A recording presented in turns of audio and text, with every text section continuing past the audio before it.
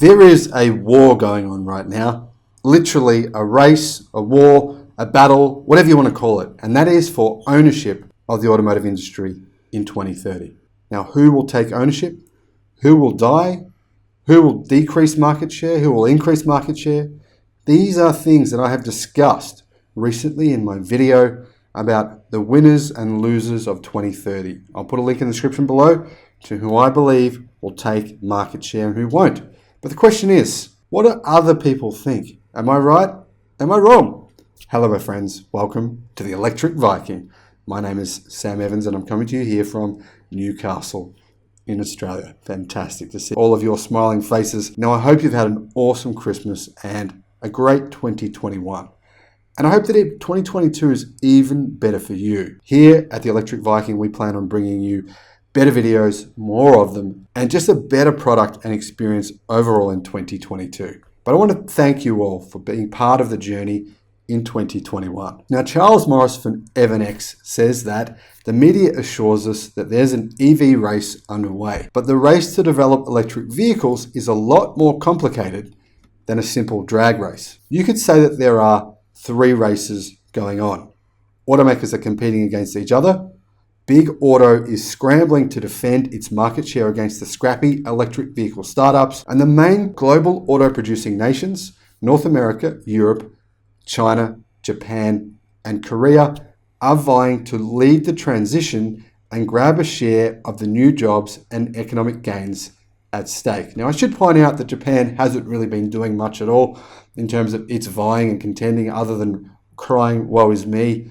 And realistically, although they've made some promises lately over the last couple of weeks, such as Toyota saying, hey, look, we've got 25 shiny prototypes. Look, don't they look good? They're EVs. Trust us, we're going to make some. Even in spite of that, they're still not doing a lot to maintain or take market share. Now, Chris says that in a new video from the Financial Times, reporters deliver some observations about the current state of the EV industry, while zipping around the world's EV hotspots in 4 representative vehicles. Now, I should warn you that the media doesn't do a whole lot of research into what's really going on in the electric car industry. It's highly unlikely they've watched many of the videos here on the channel, The Electric Viking. So I'd say there's a good chance they don't really have a great understanding of exactly what is going on. They might think they do, but when it comes down to it realistically, more research is needed. That said, Christian Shepherd navigates the streets of Beijing behind the wheel of a Neo ES6. In China, it's all about the electric vehicle startups, he says. For decades, China has wanted to have a globally recognized car brand. They've never really been able to achieve that. This revolution in the auto industry is the perfect opportunity for them.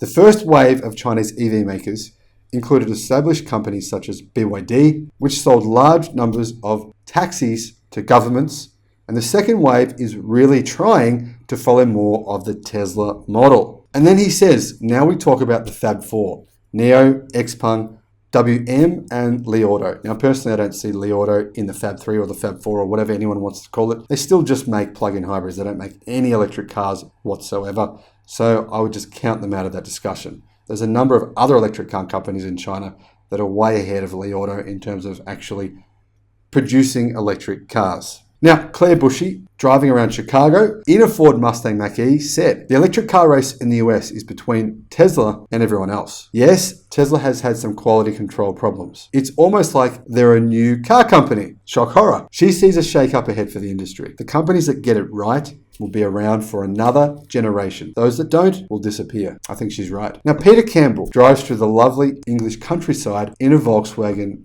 ID4. And he says, Tesla came in 2012 and released the Model S, which showed what an electric car could be. However, he is very skeptical about the oft-repeated trope that Tesla and the other EV startups will drive legacy automakers into Kodak-style obscurity.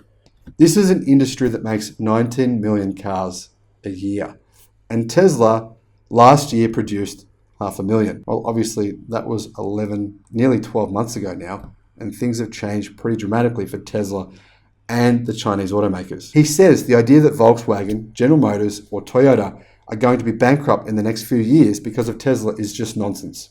The advantages of being an established car maker are colossal. Well, obviously, no one is saying, including myself, that Toyota, Volkswagen, or General Motors will be bankrupt within a few years.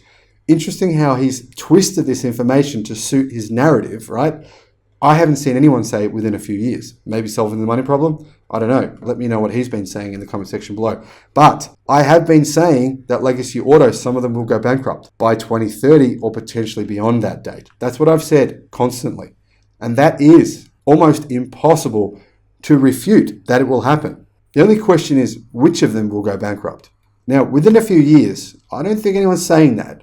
So by changing that story, trying to make people saying they'll go bankrupt, or some of them will, trying to make them sound like they're crazy people because they're saying it'll happen within a few years, I think that is disingenuous and is clearly an emotional narrative designed to discredit people who have actually done the numbers. Now, Leo Lewis, touring Japan in a Nissan Leaf, also rejects the idea that Big Auto will go the way of Big Photo. A lot of these established players are going to be very serious competitors.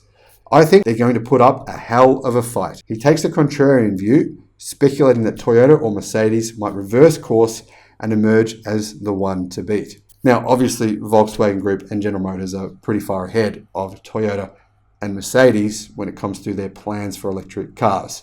So I think this is ridiculous.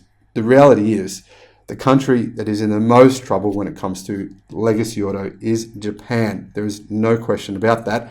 Honda is in trouble. Mitsubishi is in serious trouble. Mazda is in trouble. Toyota is in trouble. The entire automotive industry is in trouble. And guess what? The CEO of that automotive industry, by the way, the CEO of Toyota is also the CEO of the automotive industry of Japan, has admitted as much. In fact, he even said there will be significant bankruptcies happening and the Japanese auto industry will be decimated unless the Japanese government actually tries to combat the rise of electric cars. So it's not just me. It's not just me, reporters. It's actually the CEO himself. Now, Charles says that the 4 journalists appear to agree that internal combustion engines are a dying breed. The younger generation is gravitating towards electric vehicles in Asian markets. In fact, they see ICE as being obsolete. And once automakers start offering more electric SUVs and pickup trucks, momentum will shift in the US as well. It already has begun to shift. Now, if there's a race going on among auto-producing nations, Charles says that the land of the open road is steadily falling behind. The European market is in many ways more conducive to electrification, with its high gas prices, more progressive politics, and generally shorter driving distances. That's true. Norway, for example, is the perfect example. Germany, electric cars are going crazy there as well. Americans think 100 years is a long time, and Europeans think 100 miles is a long way. Quips Claire Bushy. I don't know who's going to win the EV race, but I don't think it's going to be the United States. Now, the FT Quartet point out that government support has been one of the major drivers of the EV revolution so far. Shepard tells us that the Chinese government has invested some $100 billion to promote EVs prior to 2019. This inevitably led to some scams and scandals. And many companies have entered this race in China who will go bankrupt. But it doesn't matter because there's literally hundreds of thousands of companies in China all competing against each other, and the best ones will win. However, in the last couple of years, everything has changed. Tesla arrived in China, set up its Gigafactory in Shanghai, and consumers really started to get interested in electric cars, especially in the last 6 months, where things have dramatically changed.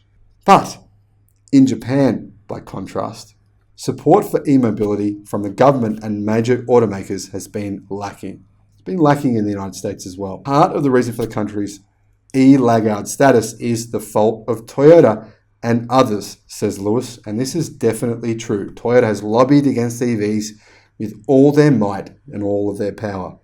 In addition, Toyota and Honda have resisted developing pure electric vehicles and poured investment into hydrogen, the same as what's happened in South Korea. Lewis points out, as many others have, that producing hydrogen in a form where you can put it back into the car is very expensive and very carbon intensive.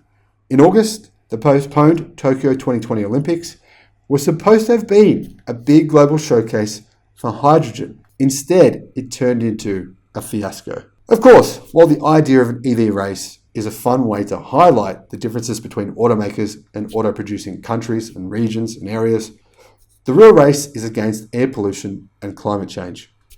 Countries and their flagship companies may compete, but they also need to cooperate against the common foe, as exemplified by Tesla's symbiotic relationship with China.